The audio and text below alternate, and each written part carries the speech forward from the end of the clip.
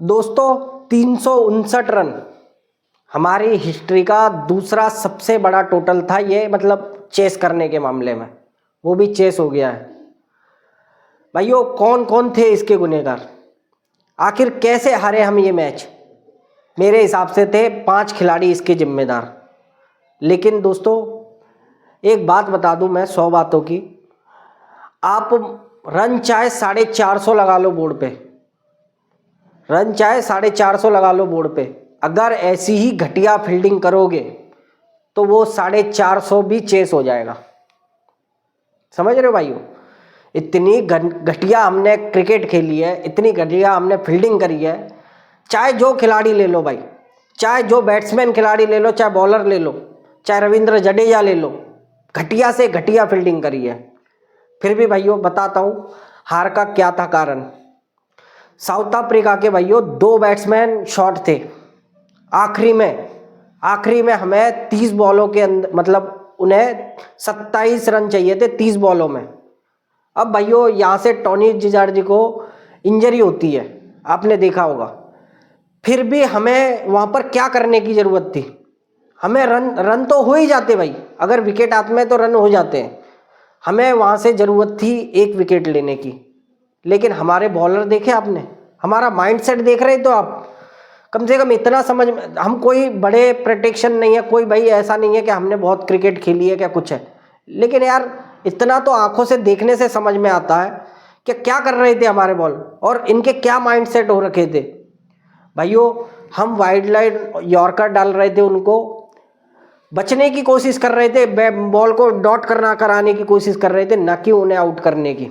अगर वहाँ से एक आध विकेट जाता तो मुझे नहीं लगता ये 2 खिलाड़ी खेलने आने वाले थे। बर्गर पहले ही इंजर्ड था, बॉलिंग पूरी करके नहीं गया, और साथ ही साथ वो टोनी जिजॉर्जी। लेकिन फिर भी हम पर 1 विकेट नहीं निकाला गया 30 बॉलों के अंदर। हम बचने की कोशिश कर रहे हैं, बाउंसर कर रहे हैं, स्लोअर बाउंसर, या कर रहे हैं तो डाउन द लेग, उसके पैरों पर मार रहे हैं, यहाँ पर मार चौके भाई। और फील्डिंग तो फिर है ही हमारी इतनी घटिया। मैच तो हम भाइयों इसकी वजह से आ रहे हैं। लेकिन पांच जो गुनहगार है, मेरे नज़र में सबसे बड़ा गुनहगार है प्रसिद्ध कृष्णा। 8 over 85 run. भाइयों कहते हैं क्या, किसी बॉलर को, गंभीर का मानना यह है कि इन बॉलरों को आप यूँ कहते हो कि बॉलर कैसे बनेंगे भाई, आप मौके ही नहीं दिलवाते। मेरा मानना यह है कि घटिया से घटिया बॉलर को अगर तुम कितने भी मौके दे लो वो कभी नहीं बनेगा। अगर बॉलर बनना होता है ना तो मोहम्मद शमी को पूछ लो कितने मौके मिले थे, या जसप्रीत बुमराह को पूछ लो किसने हाथ पकड़ के तुम्हें सिखाया, या पकड़ लो सिराज से या भुवनेश्वर कुमार से। भाई एक क्वालिटी होती है, और जो क्वालिटी होती है ना उस क्वालिटी को कोई बदल नहीं सकता है। तो इनके अंदर वो कितनी भी कह लो आप, मैंने 1 बार देख लिया 2 बार देख लिया, लेकिन ये क्वालिटी मुझे नहीं नज़र आती। अगर यही क्वालिटी इसमें नज़र आती ना तो फिर वो उमरान मलिक का क्या दोस्त था भाई, वो कम से कम 155-56 तक बॉल फेंक लेता था। कम से कम उसको बनाते, फिर इन गधों को बनाने से अच्छा है तो उनको बनाते। दूसरा अगर मेरे को बॉलिंग के अंदर ले लूँ तो मुझे सबसे बड़ा माइनस पॉइंट लगता है रविंद्र जडेजा। भाई बड़ों की तो मैं, उन बॉलरों की तो बात ही नहीं कर रहा, लेकिन रविंद्र जडेजा, अगर इस हार का कोई गुनहगार है दूसरा तो वो है रविंद्र जडेजा। ना तो भाई बैटिंग ही हो पाती, बैटिंग में हमारे पास 6 ओवर बचे रहते हैं, लेकिन आप पे ना तो कोई शॉट ही लगता, ना कोई चौका ही जाता, ना आपसे मतलब सिंगल डबल भी निकल पा रहा है। बॉलिंग की बात करें तो आप पे दोनों मैचों के अंदर 1 विकेट भी नहीं निकाली पाए। विकेट की तो दूर की बात है, वो केएल राहुल पीछे से इनसे कह रहा है कि भाई एक आध डॉट करा ले, एक आध डॉट करा ले, 1 डॉट भी नहीं करा पा रहे, ना रन ही रुक रहे। और फील्डिंग तो अपने ज़िंदगी की घटिया कर रहे होंगे भाई। जो रविंद्र जडेजा कम से कम फील्डिंग के लिए जाना जाता था, वो ऐसे ऐसे चौके छोड़े, ऐसे लग रहा था कि बिल्कुल साउथ अफ्रीका की तरफ से खेल रहे हैं ये। तो मेरे हिसाब से दूसरे सबसे बड़े गुनहगार थे ये। तीसरा अगर कोई गुनहगार है तो मेरे नज़र में सबसे बड़ा गुनहगार है यशस्वी जायसवाल। भाइयों ना तो यशस्वी जायसवाल से बैटिंग हो पा रही, लगता ही नहीं है कि बंदा अपने कुछ तरीके में रह भी गया है। ऐसे डर के साथ आता है, ऐसा लगता है कि डरा डरा सा, बिल्कुल इनके सामने डरा डरा। ना तो बैटिंग ही हो पाती, ना सिंगल डबल निकाल पाता। सिंगल डबल नहीं निकलते भाई इस पे, ना शॉट ही लग रहे, और शॉट मारता भी है तो सीधा हाथ में मारता है। बैटिंग तो खत्म ही हो गई, लेकिन जो कुछ बचा था, जो कुछ था फील्डिंग तो इतनी घटिया से घटिया होती जा रही है इसकी। वहाँ पर इंग्लैंड का हम जो पहला टेस्ट हारे थे वो भी इसी की फील्डिंग के चलते हारे थे। 4 कैच छोड़े थे बिडू ने लगातार, और यहाँ पर भी फील्डिंग। यहाँ तक कि वो कैच आपने देखा तिलक वर्मा ने कैसे लिया और इसने कैसे लिया, दोनों में बहुत बड़ा फर्क था भाइयों। और सबसे बड़ी बात बताऊं, क्या जहाँ ये खड़ा रहता है ना डीप मिड विकेट पर, वहाँ पर विराट कोहली को जाकर वहाँ जाना पड़ा और तू रहने भाई, तुझे पीछे की तरफ ढकल दिया गया। क्यों भाई यार, मतलब वो 37 साल का बंदा वहाँ पर इतनी लंबी बाउंड्री की फील्डिंग करेगा, क्योंकि इनसे फील्डिंग नहीं हो रही। तो तीसरा सबसे बड़ा गुनहगार मेरे नज़र में ये था। अब चौथा अगर मैं कहूँ तो आप चौथे में आप चाहे हर्षित राणा को रख लो, चाहे आप अर्शदीप को रख लो, और चाहे आप कुलदीप यादव को रख लो, चाहे वॉशिंगटन सुंदर को। मेरे नज़र से तो ये चारों पांचों ही हैं। अब आप चाहे किसी को रख लो।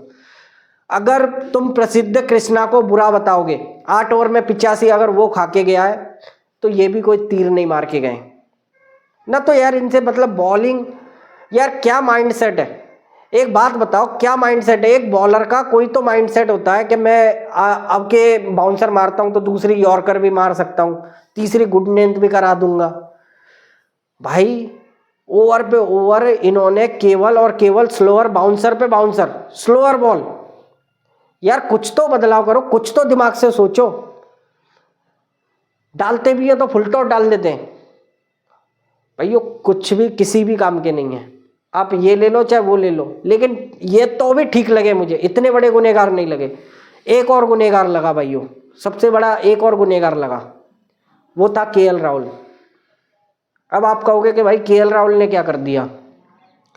एक तो वो एग्रेशन नहीं दिखता केएल राहुल के अंदर, जो खिलाड़ियों को गालियां दे दे के कम से कम इतना तो फील्डिंग वगैरह तो करा ले इनसे।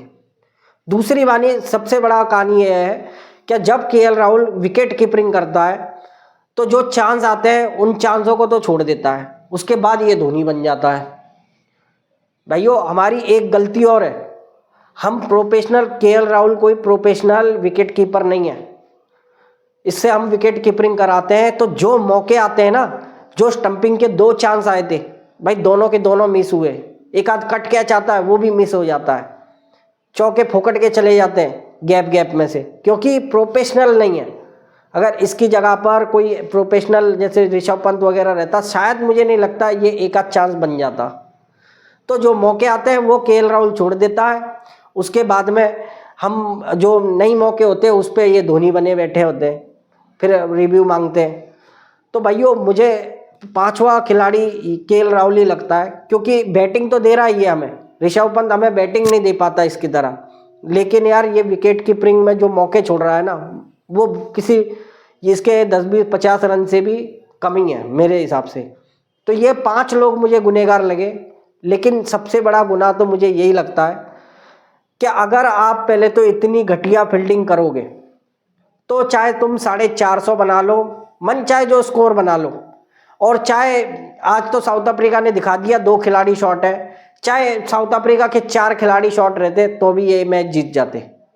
और दूसरी सबसे बड़ी कहानी यह है, क्या अगर तुम बॉलर को बनाने के नाम पर इन घटिया बॉलरों को खिलाते रहोगे तो आप लिख के दे सकता हूं मैं कोरे कागज पर, कोई इतने बड़े हम मान क्रिकेटर नहीं है, एक आम इंसान है, लेकिन इतना समझते हैं कि ये घटिया बॉलिंग कभी नहीं अच्छी बन सकती। देख लिया भाई, अगर बनना ही होता तो वो पाकिस्तान का वो टेपिया जो है हरीश राउत, हर आज तक स्पीड है उसके पास, लेकिन धुलाई के मामले में अभी तक उसकी कोई बदलाव नहीं है, आज तक नहीं बन पाया। वो पाकिस्तान खुद सोचता है, तो ये नहीं बनेंगे भाई। एक क्वालिटी, एक वैरायटी अलग होती है, वो इनके अंदर नहीं।